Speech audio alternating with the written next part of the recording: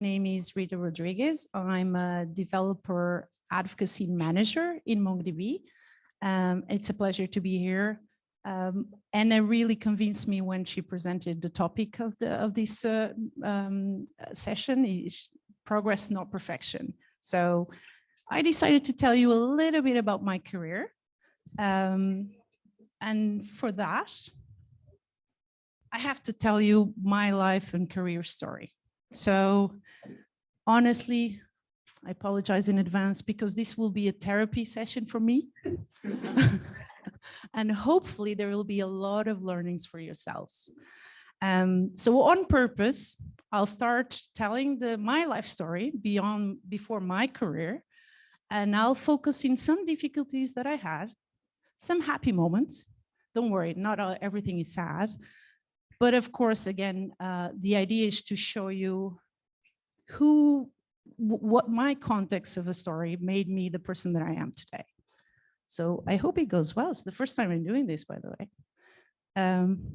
Anyway, I do always need kind of a visual help to start telling my story. And I'll start before I was born. So I'll tell a little bit about my parents and my country. So both of my parents, their childhood was in Portugal, by the way, where I'm from. And they lived their childhood in a dictatorship. And basically, there was no freedom of expression. There was a very conservative regime. Well, Portugal is a very tiny country. You probably didn't heard about any of this, but it was one of the longest dictatorships in Europe. And the reason I'm telling all of this is to set a little bit of context where my parents came from, and somehow where the people that influenced my early days came from. So from that conservative regime, you can already imagine there's been a lot of some kind of bias, again, a little bit about genders, religions. Again, without freedom of speech, you can understand how it was hard. So when I was born, Portugal finally was out of this dictatorship, and it was already there was already freedom, there was already a democracy, but the people that were part of this dictatorship were actually now the people that were in charge of the government, the democracy. They were the managers or the CEOs of bigger corporations in Portugal. They were my teachers. They were my parents and other parents trying to raise their kids. The important part of this context is as well that some of them were trying to make sure that they would change the future of the next generations. They would try to, again, create freedom and break some of the bias that were created by that conservative regime. And others were struggling. They were super conservative already still, and they were trying to evolve. But there was hope. So my parents were one of those that were fighting for a bigger change in the future. They were trying to create better positions for my generation, including to myself and my sister. So I was born on that context, and I was very, very lucky to have parents that were thinking about the future. Now, being honest, they cannot forget what their past was. So my mom was probably a little bit more upfront than my dad. My dad was sometimes a little bit constrained by his own conservative education.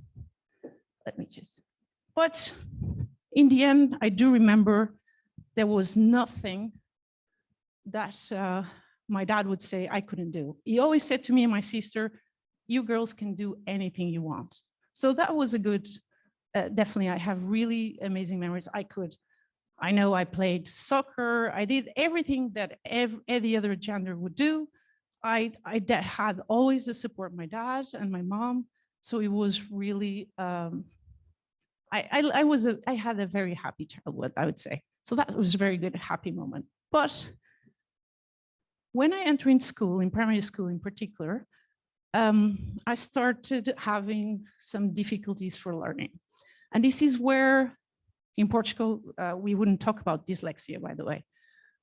There was no notion of that. There was no support on the education system for such a thing. So my teacher just told my mom, you know, Rita, she has a lot of difficulties of learning how to write and read. You really need to think about having extra support and help for her. My mom, she was the first woman having a degree in her bank, which is a great accomplishment, but she was a odd duck basically there. And coming from that conservative perspective that I told you before, the bank itself was super conservative. So there was already some unconscious bias or even bias against the fact that she was a woman, the first one having a degree and working in the bank, the fact that she was mother of 2 daughters. So it was really assumed directly that she wouldn't have time to, for example, handle really important client accounts. Now, my mom took that, knowing that I was actually struggling in school, and she said, I don't care. I'm going to help my daughter. So it's okay. I don't take the important accounts. This is a period of time that I'll help my daughter. So all the help that I had from primary school to secondary was my mom coming early every day, studying with me to making sure I could read and write. In secondary school, this is where, you know, there was a little bit of struggle from my mom saying, can I continue doing this? It's a lot of responsibility. And should I go back to work and actually continue my career? She started struggling. So the decision for her and my dad was they could afford me to give me extra tuition with paying a tutor. And she decided to go back to work. Well, go back to work, continue working, but doing more hours so that she could potentially grow her career and being a director. So I had, during secondary school, all the support I needed to go beyond my dyslexic thinking. And I was able successfully to go to college, to university. So until then, again, dyslexic was not even a thing talked about either by me, by my tutor, or my mom. It was only when I entered in university that, funny enough, by doing some networking and friendships with the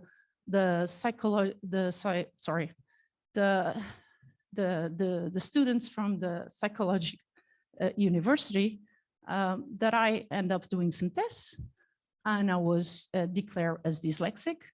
From there, because it was in the interest of their studies, I end up having some support and trying to help me how to evolve from there. In university was a little bit easier, I guess, taking my computer science master, because everything was a little bit less reading and writing. It was more logical, more visual.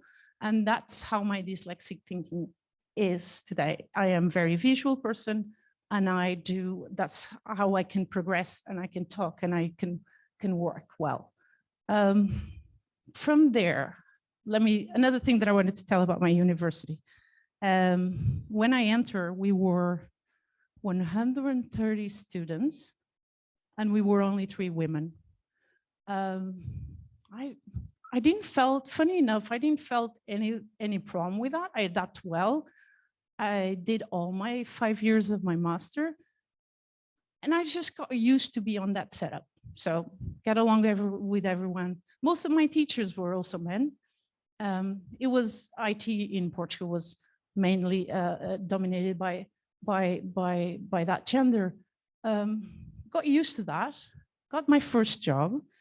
In Portugal as well, kind of giving you a little bit of cultural background on their economics. It was mainly a service country. Basically, most of the IT jobs would be around consultant, professional service type of jobs. So that's where I started. I was moving project to project. Funny enough, most of my teams, I was the only woman. Got used to that, it didn't matter. Played soccer with them loads of times, doing all of the good stuff. And that over the years goes in. Eventually, there's a moment in time, I don't know, around my, I think 26 or something around that, or 27, it started to be having one or two moments where I felt a little bit more awkward, where I felt that people would possibly look at me more as a woman, less as an engineer. It felt weird, but still moving on with my life. I guess closer to the end of it, the different projects that I had, there was a final project where I was presenting to the customer what we're going to do, and I was pushed aside and said, well, it's better if I do it by my manager. He presented the project.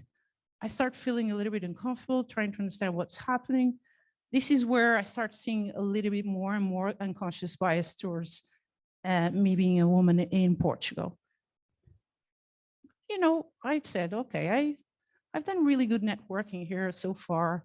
I've done everything that I wanted. My dad said I could do anything, so I'll do anything. So I created my own company, said, I have a good network. I can do consulting service by my own. I don't need to be constrained by my manager. So I did that.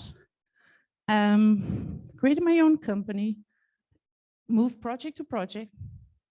Didn't necessarily change anything, I guess, but if I felt a little bit more, you know, self-confidence, I can do this. I was selecting my own projects. It was quite fun. Eventually, around 2012, that's where the economic crisis really hits Portugal. And my company was, I was very young as well, possibly didn't really thought about expanding what I wanted to do with the company. It was really just for me to feel well with myself in the end. So I end up not really necessarily having a really good escape plan on the economic crisis. So I said, okay, fair enough. This has been the reality that I know. I was set up to do, I wanted to do more. I wanted to see a different world where I'm not, you know, moving project to project, surviving context to context, making myself or more trying to prove myself for every day. I just felt I was in that cycle of survival when I was back home in Portugal. So I said, look, I need to find something different. So I'm going out. So this is when I decided to move out of Portugal. By the way, I just thought it was like, okay, my country is tiny. There's all of these unconscious bias because there was a dictatorship here. I'm going to conquer the world. I'm going out. Of course, I forgot that by going out, I'm going to add new variables in my life. So new cultures, right? So yeah, popular term here, break the bias. Yeah, exactly. So I realized that it was not as simple as I thought. And yes, and all the baggage that I came and bring from Portugal, and being dyslexic, and being Portuguese, and being a woman, and new cultures, because I honestly am completely different than the other countries where I was working on. Yeah, it was not necessarily easy, but I thought, here it goes, I have a world of opportunities. But it made me grow though. It made me grow, it made me change as well. It made me say, I'm not going to move to the next thing. I'm not going to, you know, just say I'm going to find the next new thing. I'm going to avoid this. I want to try to solve it. So this is where I start joining other more women in tech as well, because before I thought I didn't need it. Like I said, I know how to live in this minority place. I'm fine. Don't need anyone. I'm okay. That's life. I start joining more women in tech groups. I start being mentored by other women and men, by the way. Like, I just decided that I also needed to open my horizons to get help to grow. Learned a lot as well by the cultural differences. And there is a really good book called Cultural Maps that I advise everyone to read, because I realized that when I was talking to my teammates, beyond being a woman, beyond being dyslexic, I was Portuguese, and there was a huge cultural way of expressing myself as well. So the Cultural Map book has a really interesting example. I think it's between French and US, how someone thinks that the manager is actually giving a lot of compliments and saying, you're doing very well. But actually, in the end, he's actually saying, you've done all this well, but you need to improve this. And it's this that is more important than what he said at the beginning. So this is between US and French. The French person thought, my US manager loves me. The US manager said, she has a lot of things to improve. So all of these things together made me the person that I am today. Now, of course, decided to be mother of two, and the story repeats. I have two daughters. So in my family, it's a lot of women. We're very lucky.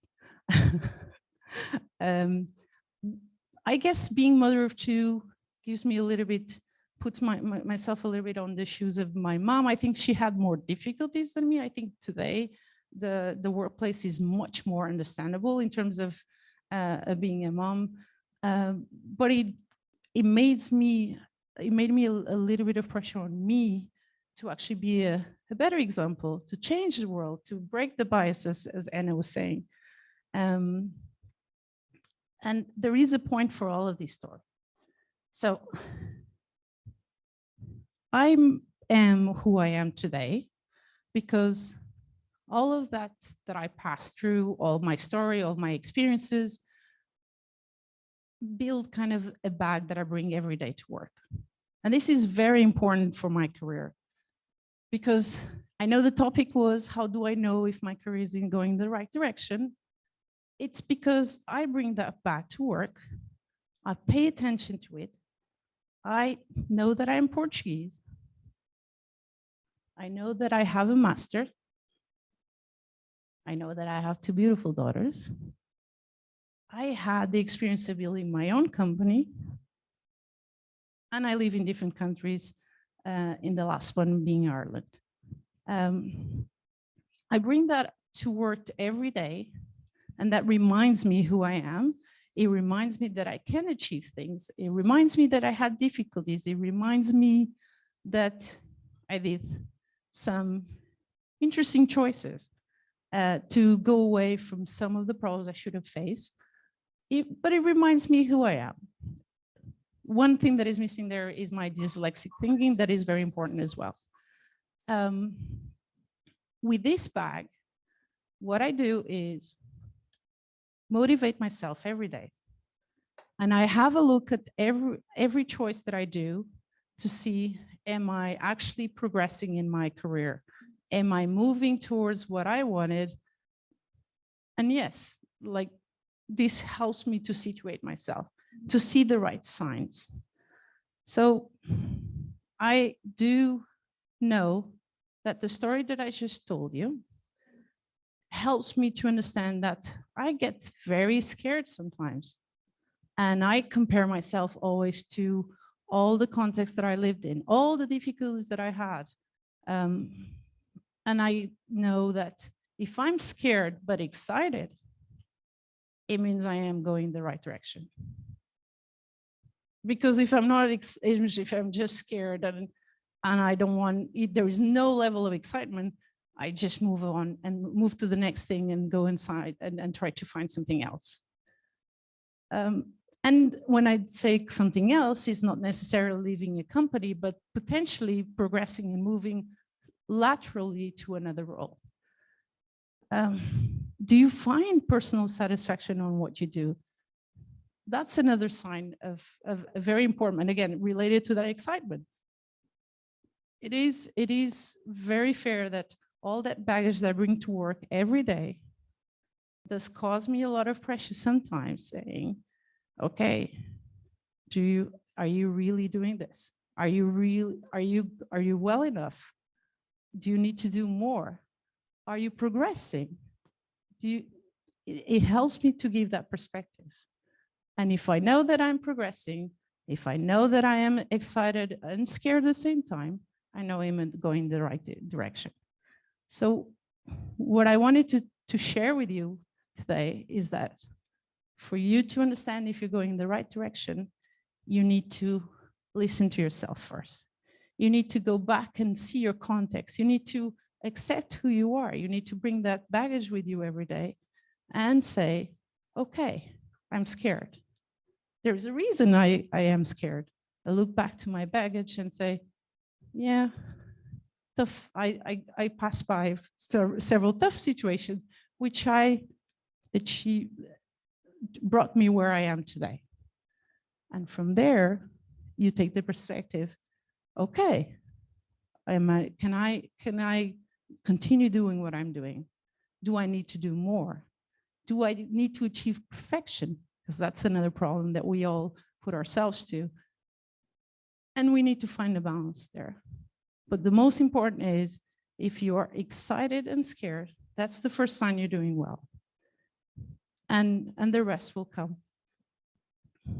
Let me just get it here. I think I had a final thought here. Don't want to forget.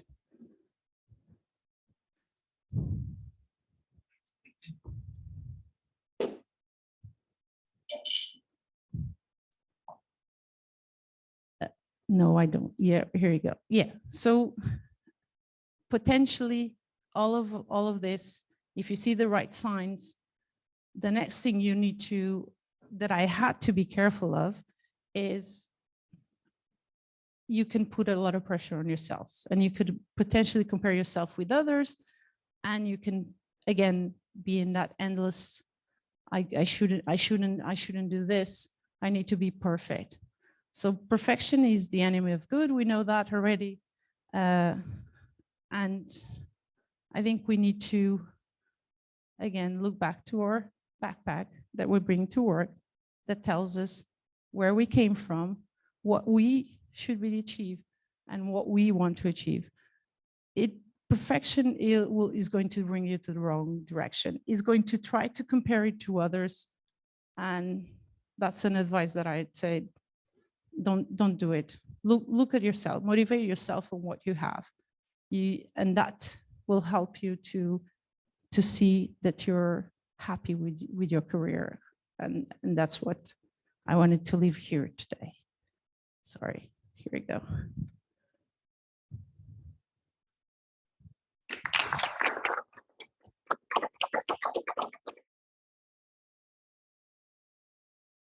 Hi, I am Urja. I am a third-year PhD student right now. And I'm from Munster Technological University, which was previously known as Cork Institute of Technology, if anyone knew about that. And my PhD is partly funded by McKesson. You can see the logo. It's a very good healthcare-based company, very good people. And so sometimes I am involved with them. Sometimes I'm involved in my own PhD. So the topic that I'm going to discuss, very easy for me, it's my own PhD topic, which is explainable AI in healthcare. So let's start. What is explainable AI? We train a classifier, we give it some input, we get some output. We are interested in knowing how that classifier is working. And if on a certain input, it is giving me certain output, why that output is being shown to me, it's been given to me by the classifier. So XAI provides solution to it, and it can do it in two XAI. Oh, sorry. So XAI is the abbreviation term for explainable AI. And it is meant to address those issues regarding, how and why of a classifier. So it does it in two ways. Number one can be anti-hoc. You basically have your interpretable, inherently interpretable classifier, by which I mean it can be simple decision tree, simple linear regression, logistic regression classifier. And that's it. Like, it's so easy to get the weights and so easy to get the, structure of the decision tree. So it's very easy because the classifier itself is very simplistic in nature, and you don't really need any other operations to get the explanations. So while training only, I have the explanatory power basically.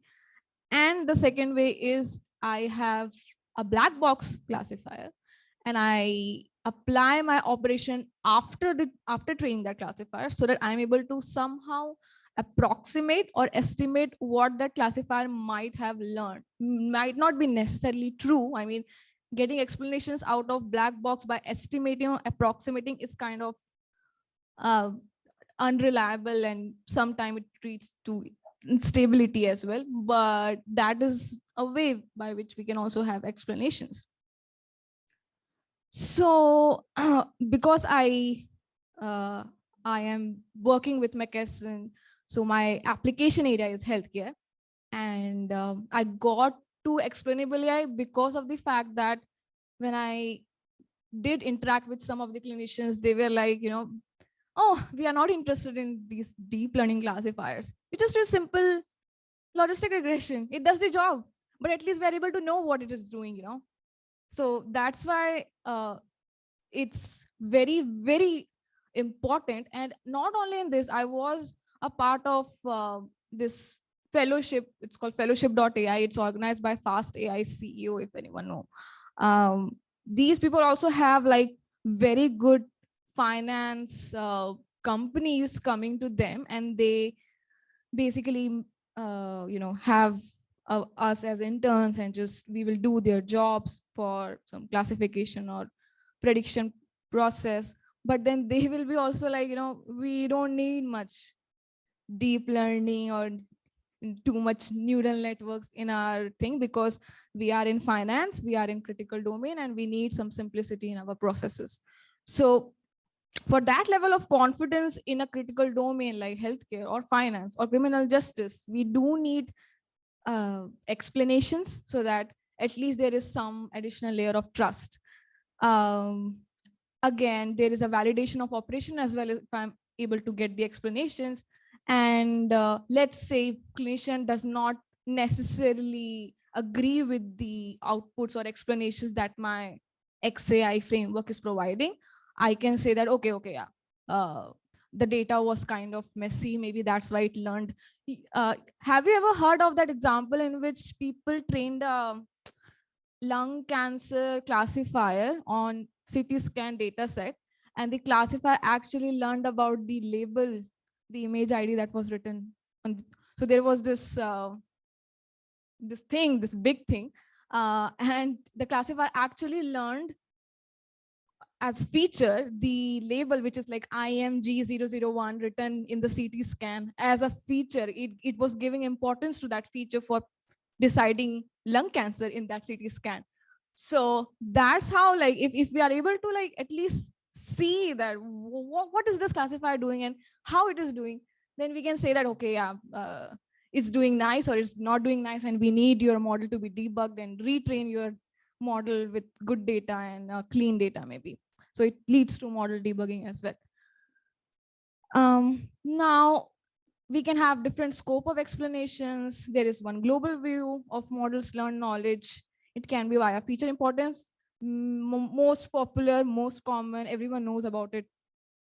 You basically attribute scores to features to see in deciding prediction or classification which feature was the most impactful.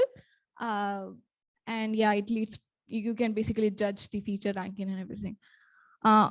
Another one is partial dependence plots. You can basically see the variation in the prediction or classification with respect to single features, but it then assumes that it's all the features are independent and there is no feature interaction, so it's kind of unreliable. Sorry. And there are rule sets. Rule sets are basically more detailed level of knowledge regarding what exactly the classifier learned. So if age is greater than 50 and cholesterol levels are more than 200, then classify this patient record as disease, else healthy. So this type of explanation, if I do provide to clinician, he'll be like, oh, okay, yeah, makes sense. Yeah, okay. We can go ahead with it, So yeah, oh, sorry. Shit, I had to had some joke before that. So I'll be discussing feature importance in detail today, and not partial dependence plots and rule sets, because rule sets are kind of like you have less number of features, then yeah, rule sets make sense. But if you don't, then you cannot have like if this then this, if this then this. You just have multiple rules and it does not make sense. Partial dependence plots have faulty assumptions.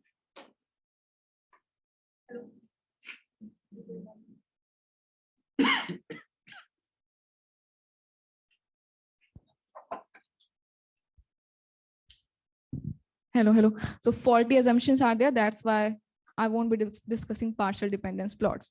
So when I say that I won't be discussing partial dependence plots and rule sets because of their limitations, this joke was supposed to come, or nothing, Anyway, so, or there can be local explanations that are more instance level, like I'm providing input to a classifier and then it's outputting something. Now, why that particular output was done for an input, that's called instance level explanations. Again, in that we can have feature importance, but now see, features can have negative scores as well, like based on towards what classification it is pushing. It is pushing towards 1 or pushing towards 0. If it's a binary classification, so you can have that in local feature importance. And this is the example of chest scan where,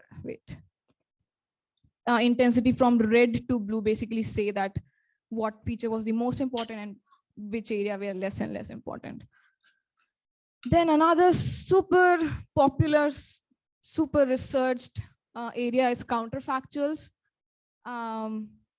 Just pay attention to the input and output there. You have your age and cholesterol level, BP, some medical test A, some medical test B. You have their values. You feed it to the classifier and just see what output it does. It returns me 1. By 1, it means disease. Now I'm interested in knowing, as a clinician, how is this performing? No. Don't tell me feature importance. Don't tell me which feature is how much important. Tell me what exactly did it learn that, at this range of values, it is predicting me that. So a way to explain is by counterfactual. I say that if I do minimum changes in my original input, what are those minimum changes that result in an altogether different classification? So let's say I change my cholesterol from 280 to 200 and all the features are exact same. Then my classifier will say 0, I mean healthy, instead of 1. So my clinician will be like, okay, reducing cholesterol value is resulting in disease to healthy. Yeah, it makes sense. Okay, you can go ahead, Or reduction in the second example, you have reduction in BP value and some other test A is resulting Z instead of X. Again, the output is 0. So that way clinician can validate easily. Another is prototypes, exact opposite of counterfactuals. These are the most closest examples of the original input that resulted in the same output. So instead of saying what minimum changes will lead to an altogether different classification, I say what are the similar things that resulted in the same prediction, so that you can say that, oh, okay, I saw that medical record and you trained it as 1 on me. So I am saying that this record is also 1, So it says that, that was that. So I'm saying that is that. So that's prototyping basically. And I'll be discussing counterfactuals in more detail later on. So feature importance, we can have global, which is basically how much important that feature was in deciding most of the predictions, and local instance level feature importance, importance in deciding that particular prediction. So the most popular libraries, very good work by GitHub community, good, like robust developed, I'll say because the community is such that you raise a pull request, you raise an issue, people just come and help you, you know. And yeah, so Sharp is a game theory based concept, but it provides more stable feature importance scores because they consider the weighted contribution of features. I'll explain that. And Lime is basically mimicking a particular black box or deep learning or good complex classifier using simplistic classifiers like interpretable classifiers, and then we estimate importance. So how Sharply work? Will progress. So you basically capture models output with, or okay, so we have features A, B, C, D, E. I want to estimate the importance of feature C. I basically say that, you know, what was the model output, including C and excluding C. I capture that effect. I do this for all these subsets of features. So I do this for ABC, BCD, CDE, ABCD, BCDE, and so on. I do that for all the subsets, and then I weigh it. So that's how Sharply value works. And if you calculate this for all other features, and when I say including and excluding, so by including, I mean I'm taking the actual value of that feature, and excluding meaning I'm taking a very baseline value, which is calculated from the distribution of that feature. So if we do that, we get the values. So like it's a classic Sharp plot provided by the library. It's trained on cervical cancer. And if you see that something is written called base value. So that is the value of the classifier when each of the feature is having its baseline value. What is baseline value? It is basically a very, I should say, average value based on the distribution, like the most common average value based on the distribution. That's the baseline value. And in the red area, you see all the features that are pushing the classification towards being one, towards having the chance of cervical cancer. And on the blue side, you are seeing all the features that are pushing the classification towards being healthy. So there was no use of hormonal contraceptives. There was no use of IUD. So they are all pushing the value towards 0. And the width of their, you see the width of the features. That is basically the degree of impact that they have. But the age of 50 is pushing my classification towards 1 by good width, So that's how you can basically estimate local feature importance using Sharp.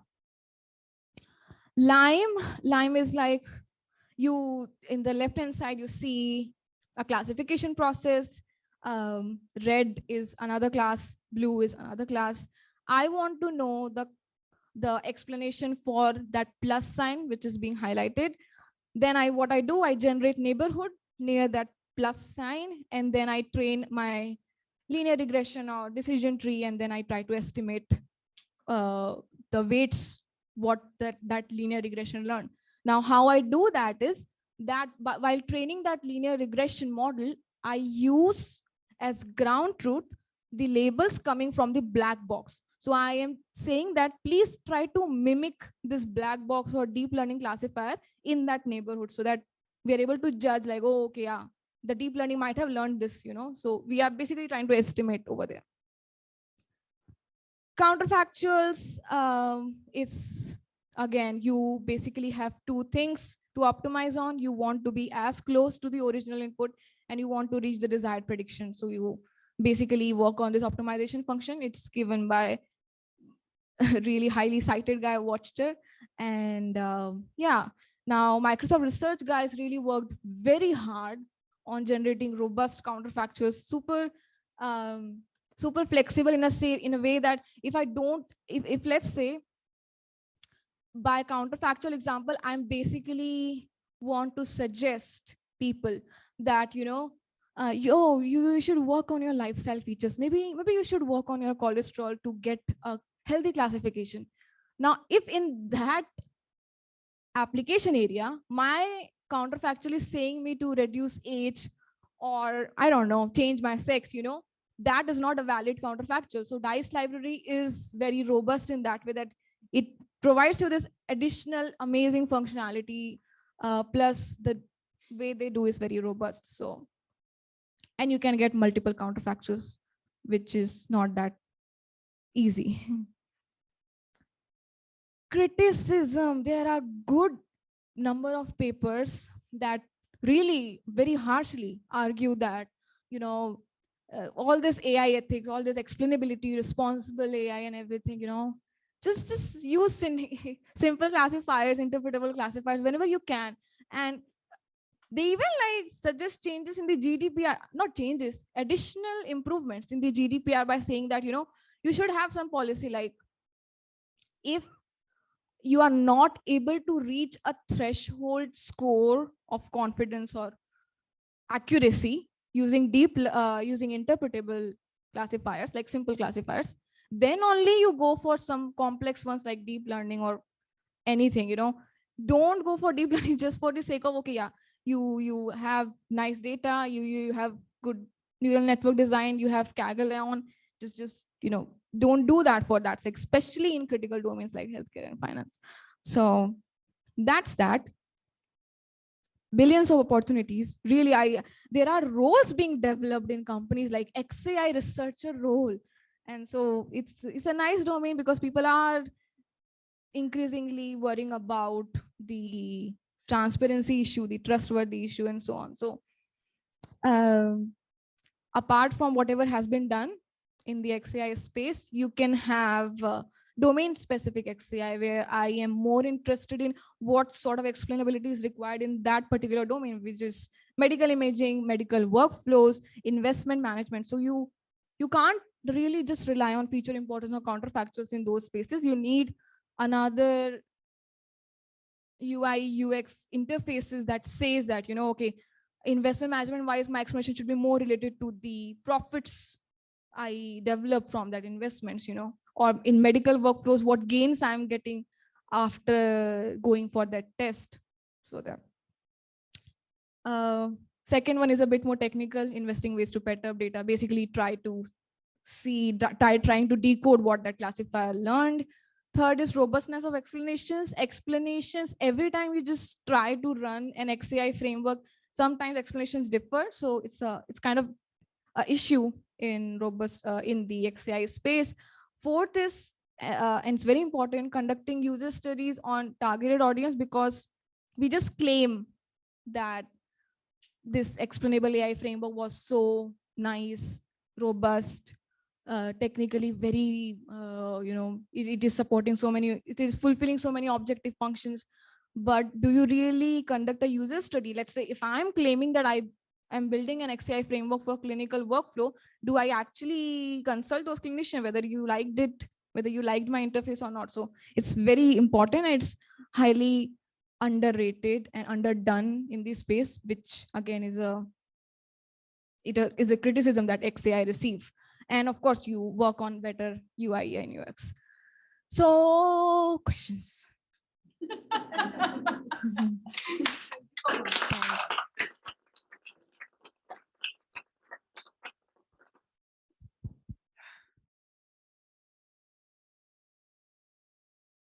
Yeah. So what do most of you guys do when you're bored or when you have some free time? Insta. Exactly.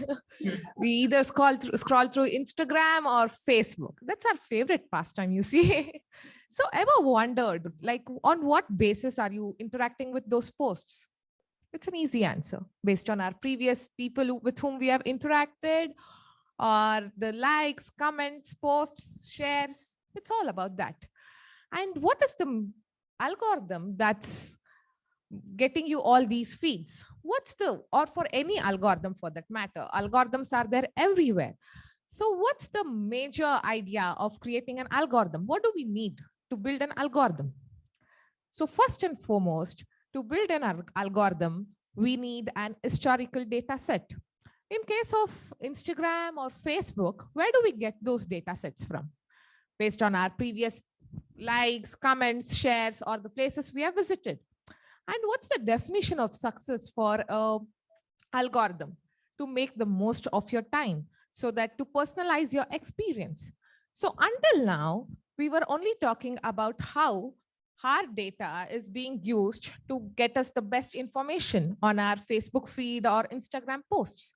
But what if we turn the tables around? And what if algorithms are playing a vital role in shaping our lives? So to give an example, let's talk about the 2012 presidential elections, where the winning candidate got around 60,000 extra votes because of Facebook. That might sound interesting, but how did all this happen? So we humans, in our psychology, we tend to follow the crowds. We tend to take up things, or we tend to do things that our neighbors or what our friends are doing. We tend to follow the crowd, and that's called as wisdom of crowds. So Facebook and Instagram can, support one particular candidate. That's what Facebook did during the 2012 elections. They particularly supported one particular candidate and made sure that the Facebook users came across posts and propaganda of one particular party, so that in such a way, the heuristics of human mind get activated. What is a heuristic? Anyone? Yeah, that's an algorithmic answer. That's an activation function. But psychologically, a heuristic is something that makes a human being to take up rapid actions randomly without much thinking at all. And Facebook is a master in creating such actions. During the 2012 elections, it made sure that the democratic propaganda was widely spread. And some particular candidates were given more priority in the Google search lists to ensure that it increased their familiarity and induced credibility among the voters. And this is how they made sure a particular candidate won the elections. And this happens in most part of our lives, whenever we are booking a flight or when we are buying something. So there are algorithms everywhere shaping our lives. And then coming to recommendation systems. Again, whenever we watch a movie on Netflix, we have a huge recommendation list. How is it working? Based on our previous choices. But then there are some softwares that are built to make sure that based on the previous recommendation softwares, every time a new movie is being made, the script is previously run on this software to ensure how popular the movie is gonna be when it is released. So you can basically get to know whether the movie is gonna be a hit or a flop. Then coming to algorithms and healthcare. This is one major factor which can shape our lives, and it can be a make or break moment. And there are algorithms like Arkansas, where when there is a shortage of medical population, medical fraternity, or be it like a COVID-19 pandemic, where there was a huge shortage of medical staff, such algorithms can automatically detect how much care and how much time a patient requires, and then allot a time and help in planning processes. Then coming to algorithmic warfare. And what comes to your mind when you listen about the word algorithmic warfare? Two completely different words. Anyone? What do you think? Is it going to be mission versus mission or mission versus humans? I'm thinking about those two examples that you gave in this prior presentation of these two libraries that try to be more popular than the other. This is You are saying machine versus machine. yeah, I'm thinking Machine versus humans. Okay, so let's think about mission versus humans. Whom do you think will win? Who will be victorious? Missions. Well, will that be a fair game then? I don't think so. Well, so the US Defense Academy came in collaboration with Google for a special project called Maven. So what's the speciality of Maven? It was into creating autonomous artificial intelligence weapons. And there were three major associates for this project. And first one was the US Defense, And the second one was Google. And a third one was an artificial intelligence-based startup called Clarity AI. And then there was a huge noise and chaos about how can algorithmically developed weapons be used. Then clearly one country can be a superpower and destroy the rest of the world. And that's when there were a lot of protests in Google saying that we need some ethics. Otherwise, AI is not going to be used for any good. Instead, it's going to destroy everything. So there are projects like Project Maven, where some ethics are being included so that artificial intelligence can be used for good of the people. But we just thought about how artificial intelligence weapons can destroy the world. But when it comes to algorithmic warfare, artificial intelligence is used in every layer of warfare, be it from strategic planning to predictions and to building weapons. But at the same time, we need some guidelines to ensure that AI is used only for the good and not to destroy. And that's why there are several steps that's being taken. One is the GDPR, which is predominant in the European area. And second one is the Defense Innovation Board has released its own artificial intelligence guidelines where they are not gonna create any artificial intelligence autonomous weapons. Instead, they are just gonna use artificial intelligence for predictions, planning, and strategy, not as weapons because they can be deadly. At the same time, I think there is a huge need for the people in the industry to be trained on ethics on how artificial intelligence can change lives when used in a potential efficient way, rather than being used for creating weapons. And yeah, so that's how algorithms can shape our lives in every which way, even without humans being aware of it. Any questions?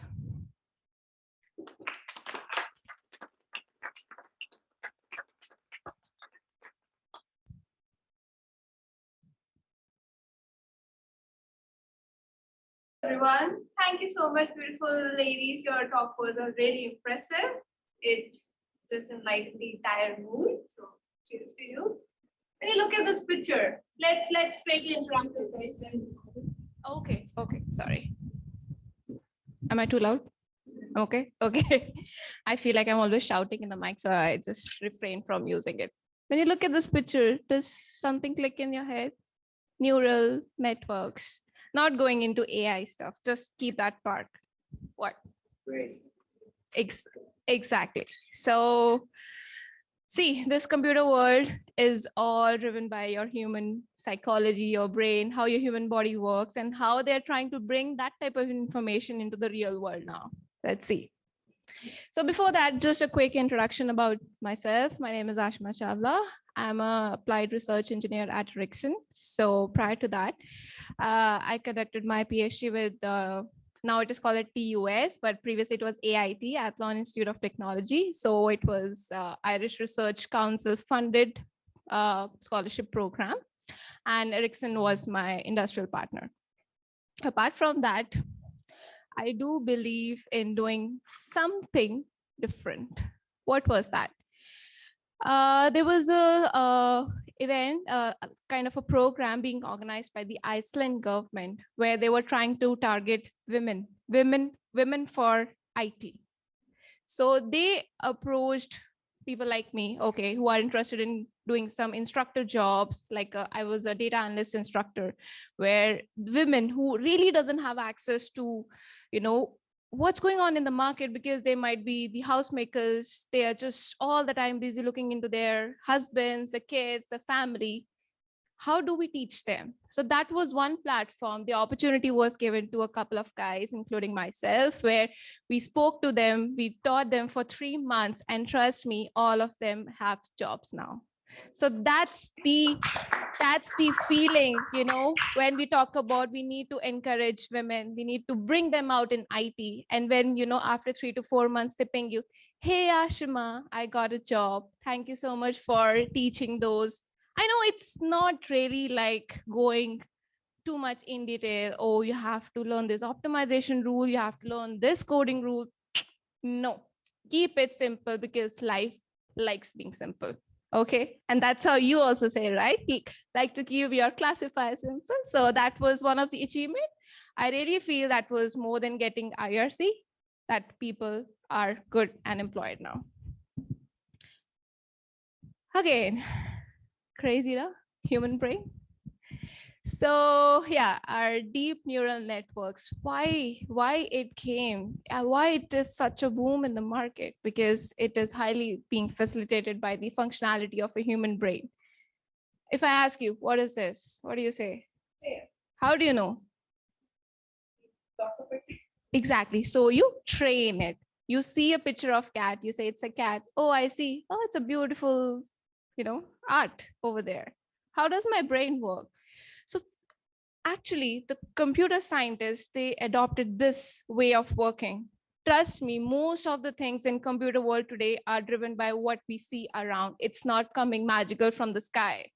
Okay, so you just need to observe what's happening. And the similar way, the computer scientists were able to recognize that, okay, there are some neurons, there's some activation functions who tells you whether it's an on and an off and how it passes the information. It's all about deep neural networks. And as we say, human brain is very good, but at the same time, it is very complex. True or not? Right? True. Have you seen this picture before? What's that? Check the Go. Go. What go? What was Come on, you're a PhD student. You should know this. no. I don't know. It was some AI was created to play with checker. Yeah, AlphaGo. Yeah. Sorry. Yeah. Sorry. Yeah. So it's an AlphaGo. Very, very nice documentary on Netflix. Okay. You have your long weekend if someone wants to see something technical, but at the same time want to engage themselves, go for it. So I'm highly impressed by DeepMind AI people. Hope one day they'll listen to me and give me a job. So yeah, so deep neural networks actually into action was this DeepMind AlphaGo. They actually beat a person who was a master in playing this game. And this game is not so easy. It's not like a chess game. It does look like a checkboard with the whites and black, but it is not. What happened, Christo? No, because you said, oh, it's not that easy. It's not that easy like a chess game. No, I mean, still okay. At times, when I play chess with my partner, I know he definitely gonna beat me. So if I play with a kid, I know I definitely gonna win it. So the level of how much brain level you are trying to put in. But this one, no. No, I agree with you. It's really tough, and I actually just make one statement. I actually taught Go, chess, and other mind sports. There's something like mind sport Olympiad with 4 games in there. Yeah. And we had an event where I taught people how to play different games. Wow. And the Go is actually very nice because you spend 5 minutes. Yeah. And you learn it and you can play it well. Exactly. You can play little, yeah. But Just to get started with. like half an hour to explain the basics of chess. Mm-hmm. And if you want to play bridge, you need like probably 2 weeks of sessions. Yeah. Start before you start learning. Yeah. And you need like 30 years before you start learning. Yeah. You know what? When I look at all these examples and how it's really transforming the world, I go back and try to blame my mother that why did you stop me from playing video games? Because trust me, video games do sharpen up your mind. I don't know. That's my observation. What do you guys feel? That's true. It's not just getting addicted to the screen. Like, As per neuroscience, Yeah. If I may quote correctly, so that's how your brain adapts as per cases and Yeah. understand what are the different optimal steps you need to take. yes. And that's where the learning happens. And especially if you are trying to play any games, Mm-hmm. go to sleep. Yeah. The brain, during the REM part of your sleep, the brain seems to gather all the information and trains such kind of case studies that you have encountered while you were awake. Absolutely. That transfers you. It's like a transfer learning in neural network that they're trying to Yeah. create. Yeah. And when you're facing such kind of adverse situations in real life, You know how to react. the brain is already pre-trained on it. The Yes. subconscious takes into control. Like, Yeah. hey, it's like a deja vu. I've seen this somewhere. Yeah. How Yes. Yeah. You are not like, oh, it's completely new to me. Yeah. So mothers here, please let your kids play as much they want. Enough, I don't let my kids use Facebook or WhatsApp, but I let them play a lot of games. Lego is like absolutely one. And now, like, you know, every Friday we have this meeting with our managers, and he's too crazy about playing games. So he talks about Minecraft. My kids are into Minecraft. Yeah. I think it's awesome. Actually, I allow them to build their games. Yeah. Using, Wow. now I know Scratch or games. Mhm. Yeah.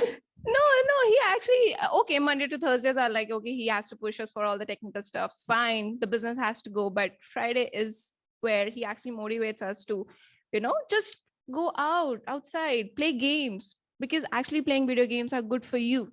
Yeah, a real life example. Mm. Partner, she plays games compared to me, and in these tactical situations, I just take a step back and she solves like different things of life. See? How do you do it? Yeah. My husband does the same. So I want to like, Yeah. how do you do it?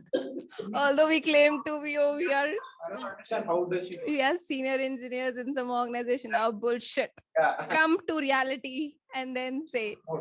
So yeah, my main focus is not to get too much into technical depth, but just trying to create this awareness that yeah, it does impact your productivity, and in turns it does impact your future. Okay. So yeah, this is a poor little neural network, just a very small one, it looks like. So you see those are the input nodes, which is like input as a chair or a table. Then there are some hidden layers. Hidden layers is like, oh, that complex brain, which is trying to process the information. I won't go much into weights and the biases because these are the terminologies being associated with the neural network. So it just depicts a very small part of the human brain where it takes the input, process it, and defines the output, whether it is yes, no, classes, car, cats, anything. Okay, so this is derived from, again, if you go back to our 10th mathematics, I don't know, how do you say it in Ireland, 10th class? Okay, the basics of the maths, where you plot simple slope, y equals to mx plus c. Trust me, all the basics of neural networks comes from there. Agree? Yeah, thank you. So if anyone wants to, just out of curiosity, wants to learn this neural networking, there's a very fantabulous guy, Andrew Ng. I'm a big fan of him. And he'll explain you related to the real life. That's how we intend to learn faster. So looking at this graph and these equations, they might sound, oh, wow, they are so fancy. They are so good because I'm a PhD student, so I have to show off, right? That I have some complex equations. So keeping that aside, just treat this white block as a kid who is trying to recite a poem. Okay, you have a toddler. You tell them, you show them some kind of rhymes. Are they able to repeat the entire in one go? No, right? They'll learn eventually. They do commit mistakes, but from their mistakes only you'll learn. Similarly, our deep neural networks works in a similar fashion. You have some inputs, you try to train them, you make mistakes, go back and back and back. Ultimately, you stop at a point where you say that, okay, I have reached this level of accuracy, this level of my, perfection, good to go. But what do I do? If I show that neural network to our HR, is it of any use for her? Absolutely not. So exactly, my manager gave the same expression. Ashima, very good, very good. You are very good in deep learning. I'm just trying to mimic him. Okay, hope he doesn't see it. I'm not able to understand the shit out of your algorithm. Okay, how does it is useful to me? Because Ericsson is such a big company. If I go and tell my boss, oh, there's a deep neural network, there's an area under the curve, there is a precision recall curve, but how does it bring business? So that was one point in my PhD where initially I started again with the sequential kind of learning in cybersecurity. And when I come to this real world, that gives me a checkpoint where it improved me, saying that you are just not limited to just building algorithms. You need to explain it, because belonging to this telecom domain, it's very crucial even for them that if you are making a call and continuously you get the call drops, you will go and just disconnect from the connection, right? You will say that, oh, this Vodafone is not good. Let's go to 3. Let's go to Tesco. So you have to maintain the customer satisfaction in order to maintain your business. So that's how I started with the interpretation part. Just have a look at this figure for a couple of seconds. This is exactly what the human brain, towards the end, my manager looked like that. I do not understand anything, right? I have fancy neural networks doing some classification, doing some anomaly detection. Like anomaly detection was one of my my PhD topic exactly, where I'm trying to identify the anomalies. Okay, there's a big network, so many calls are going on. I want to identify what are my outliers. My manager was not able to understand through those matrices. He wants to know kind of an explanation, kind of interpretation, where I say, okay, for example, if I'm going from Athlone to Dublin, you are on a motorway, you continuously switch the towers. You might not realize it. Your calls are smooth. How? Right? And in few countryside places in Ireland, you do not receive any signal, right? I don't know if you have experience, but it has happened to me. When we go to extreme countryside, it really doesn't work. So in those scenarios, when I'm trying to say that, oh, Vodafone is the best in the entire Ireland, and still I'm getting the call drops, tell me the reason. The reason could be, oh, there are no towers.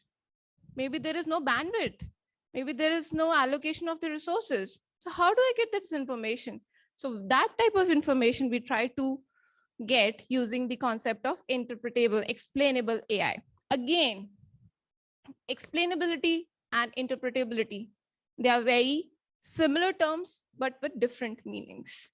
So she has covered this part already of the post and the anti-hoc. I would just simply go where, again, we explored SHAP.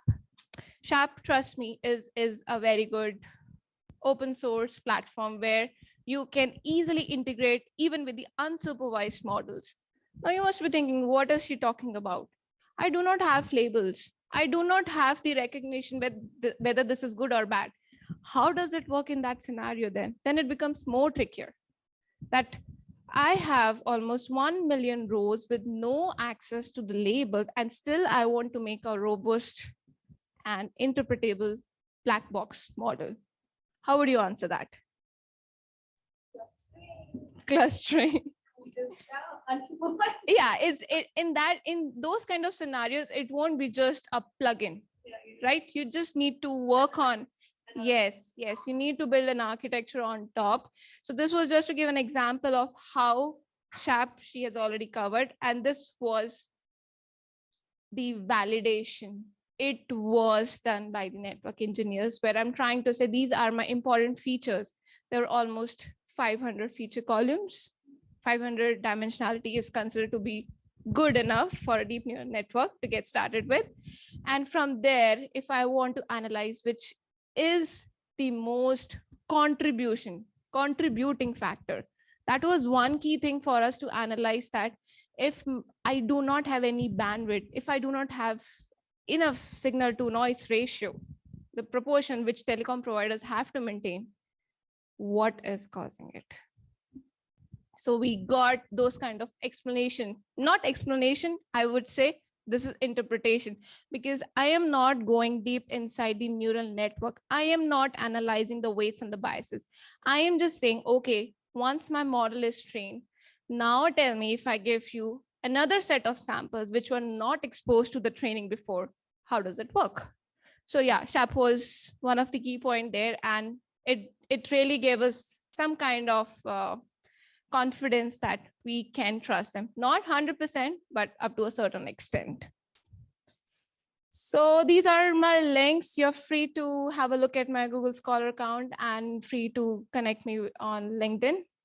And after all this, you must be thinking, I'm such a good trainer.